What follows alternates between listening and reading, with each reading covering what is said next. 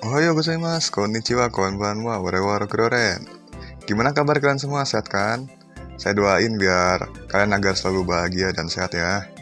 Lalu pada video kali ini saya mau membahas kapabilitas dari setiap tokoh utama di anime Digimon. Yang pastinya kalian udah tahu ya siapa aja, tapi sebenarnya apa sih yang bisa mereka lakukan tanpa partner mereka? Apa yang buat mereka seistimewa itu sehingga memiliki kualifikasi untuk menjadi seorang tamer? Nah, simak video ini dan selamat menyaksikan. Sebelumnya jangan lupa subscribe dulu untuk video berikutnya terkait pembahasan Digimon dan bidang tokusatsu dan anime lainnya yang akan datang. Kita mulai dari yang pertama yaitu Yagami Taichi. Ya, ini yang dulu ya. Taichi punya keahlian bermain sepak bola yang tinggi sejak kecil dan juga adalah salah satu anak yang dipilih oleh homeostasis bersama dengan 7 anak yang lainnya. Pada awalnya mereka terpilih karena menyaksikan pertarungan terhebat di Hikarigaoka pada saat Digimon pertama kali muncul di dunia manusia. Tapi ternyata alasan mereka terpilih itu lebih dari itu. Mereka ditunjukkan memiliki sifat unik masing-masing yang menjadi sumber kekuatan mereka dalam bentuk Crash. Bahkan kekuatan Crash sendiri tidak hanya dalam bentuk fisik, namun ada juga di dalam hati mereka semua sejak awal. Kekuatan yang dapat membantu evolusi Digimon dan juga memulihkan keseimbangan dunia digital. Dan dari terpilihnya mereka saja sudah membuktikan bahwa Taichi bukanlah orang sembarangan yang bisa dianggap remeh.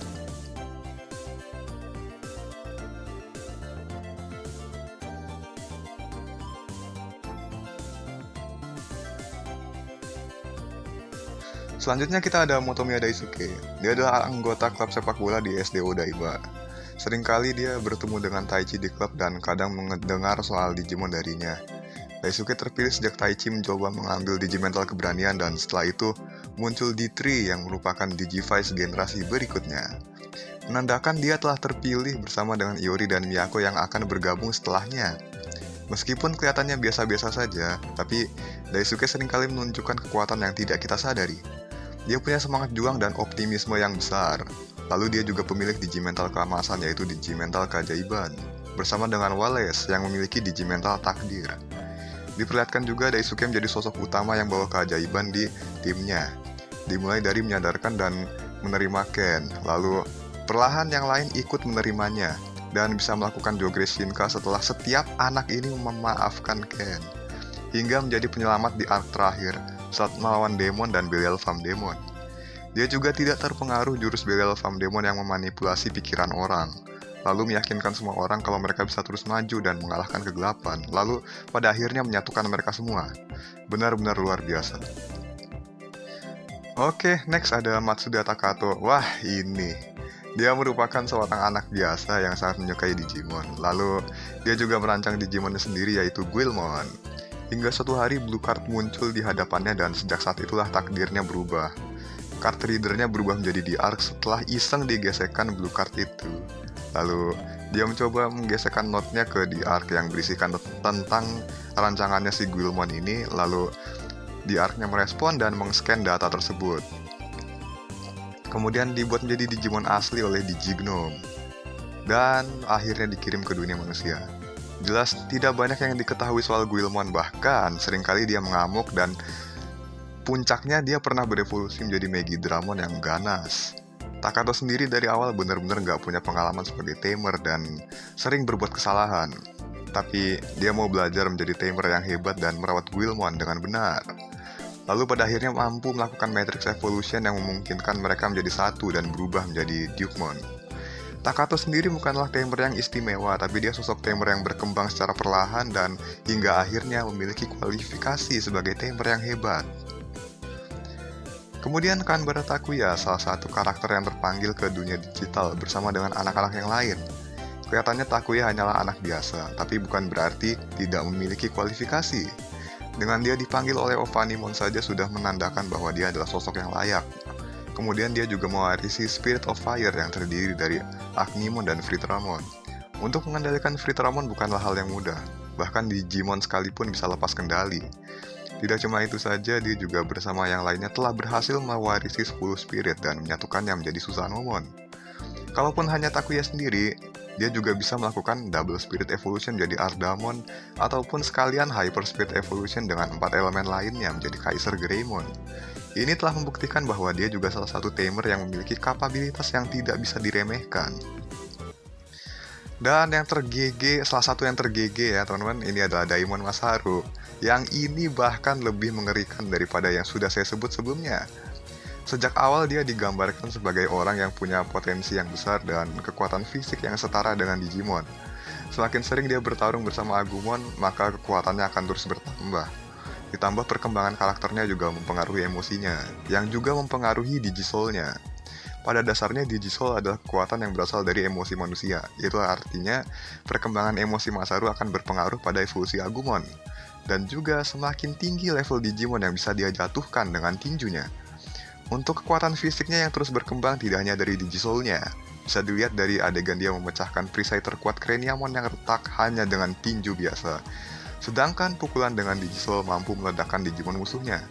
Dan terakhir yang paling mencengangkan adalah pukulan biasa yang mampu menyentuh Yggdrasil dan menghancurkan tubuh avatarnya. Ini adalah kemampuan yang bisa menyentuh dewa Digimon sekalipun, teman-teman. Dan favorit saya adalah Kudo Taiki. Selanjutnya adalah karakter favorit saya ini adalah sosok yang sangat budiman dan serba bisa. Selain cerdas, dia juga orang yang jago di bidang olahraga. Dia nggak bisa ngebiarin orang ataupun Digimon kesulitan di hadapannya. Semua dia tolong walaupun musuh sendiri, dan semua itu memberikan dia sebuah karisma yang sangat kuat untuk menarik orang-orang agar mau berjuang bersamanya. Tapi nantinya tepar juga sih. Makanya ada Akari yang jagain dia terus. Bahkan Zenjiro yang nganggap dia sosok rival karena ngalahin dia dulu di pertandingan Kendo juga mau berjuang bersama dengan Taiki. Sejak semuanya berawal ketika Taiki terpilih dan menyeret kedua orang itu. Sebelum terpilih pun Taiki bisa mendengar Digimelody Shoutmon yang sekarat di celah dimensi. Ini sudah memberikan kualifikasi yang pas untuknya. Karena di Cross Wars, tidak semua orang bisa melihat dan mendengar suara Digimon. Ditambah lagi hal terbaik yang membuat Taiki akan selalu menjadi yang terbaik adalah karena dia menjadi pemilik sah dari Kode Crown bersama dengan Shoutmon. Kode Crown sendiri memiliki kekuatan yang dapat menciptakan ulang dunia sesuai kehendak usernya. Dan terlebih dahulu diperlihatkan caranya oleh Bagramon. Efek Kode Crown pun mampu mempengaruhi kedua dunia, dan juga memberikan kekuatan untuk melancarkan Final Cross, agar Shoutmon menyatu dengan seluruh Digimon yang ada di dunia digital, menjadi Shoutmon Cross 7 Superior Mode. Kemudian Taiki sendirian tanpa Shoutmon pun sudah cukup ya, dengan Kode Crown aja, gak usah dijelasin lagi, tadi udah saya jelasin kapabilitasnya. Kemudian ada Akashi Tagiru, sebenarnya dia bisa aja melebihi yang lainnya, tapi saya nggak gitu yakin juga sih. Dia adalah sosok yang ingin melampaui Kudo Taiki yang sangat dia kagumi. Karena Taiki itu serba bisa dan baik hati. Sifatnya mirip Daisuke, tapi si Tagiru ini lebih ceroboh lagi. Dia sangat optimis untuk menjadi yang terbaik, bahkan ketika dia terpilih pertama kali, justru dia yang memilih takdirnya duluan untuk menjadi seorang hunter. Apapun demi melampaui Taiki dia lakukan. Dia berusaha menjadi hunter terbaik meskipun banyak hunter yang lebih baik termasuk Ryoma yang mengalahkannya saat memperebutkan Brave Snatcher. Namun pada akhirnya dia dipercayakan Brave Snatcher kedua yang berisikan kekuatan 5 generasi dari Taichi hingga Masaru. Dan kekuatannya sendiri. Menurut seriesnya Brave Snatcher juga memiliki kekuatan Bagramon yang dapat menembus ruang dan waktu yang dibutuhkan untuk berinteraksi dengan Quartzmon. Dia mendapatkan kekuatan Brave Snatcher itu berarti memiliki kualifikasi untuk menjadi salah satu yang terhebat. Dan akhirnya kita udah masuki era baru Digimon, yaitu sudah mulai masuki eranya Epmon, yaitu Shinkai Haru. Haru adalah anak cerdas dan kutu buku yang selalu ingin menjadi sosok tokoh utama. Namun perilakunya justru seperti NPC. Hingga suatu hari dia dipilih untuk menjadi seorang Apply Driver dengan Apply Drive yang dia dapatkan di mesin minuman. Lalu dia bertemu dengan Getchmon. Bersama Getchmon mereka bisa melakukan pencarian dengan cepat di internet, dan juga memasuki dunia jaringan melalui Airfield. Seiring berjalannya cerita, dia semakin berkembang dan mulai menjadi sosok yang lebih percaya diri, dan mampu membuat keputusan. Hingga mendapatkan kekuatan God Grade Epmon yaitu Gaiamon. Tak hanya itu, dia juga punya ikatan dengan Agumon yang merupakan save datanya di game Digimon Universe yang pernah dia mainkan sejak kecil. Hanya dengan ikatan itu mampu membuatnya berevolusi menjadi Wargreymon. Itu menandakan kalau Haru memiliki potensi untuk menjadi seorang tamer, selain menjadi Apply Driver. Yagami Taichi 2020. Waduh, ini kalian semua pasti udah tahu ya kebanyakan. Jadi ya siap-siap aja buat ketawa di bagian ini. Jadi dia sama seperti Taichi yang dulu, tapi di dunia yang berbeda. Di sini Taichi adalah sosok yang pemberani, bahkan anak seumuran dia pun seharusnya tidak seberani itu. Ketemu monster adalah hal yang normal kalau bocil kabur, tapi Taichi ini justru ikut melawan bersama Dan Agumon. Banyak kejadian di Adventure 2020 tuh diselesaikan oleh Taichi, bahkan hal yang seharusnya mustahil sekalipun. Segalanya gak ada apa-apanya dah dibandingkan dengan Taichi. Taichi terus. Episode yang harusnya spotlight karakter lain pun tidak jarang direbut oleh Taichi, termasuk saat debut Blitz Greymon yang seharusnya spotlight untuk Koshiro. Lalu saat dia menghabisi Zed Menumon adalah hal yang seharusnya tidak mungkin. Bahkan Ryo dan Taiki versi manga di series masing-masing pun juga kewalahan menghadapinya. Semuanya kalah sama Taichi 2020. Taichi terus bisa solo siapapun, bahkan diberkati juga dengan buff dari Digimon Suci. Dan dengan itu dia sanggup bertahan dari serangan Deathmon di episode ke-64. Kurang apa lagi? Taichi terus. Dan yang kekinian, yang terakhir teman-teman, yaitu Amano Kawahiro.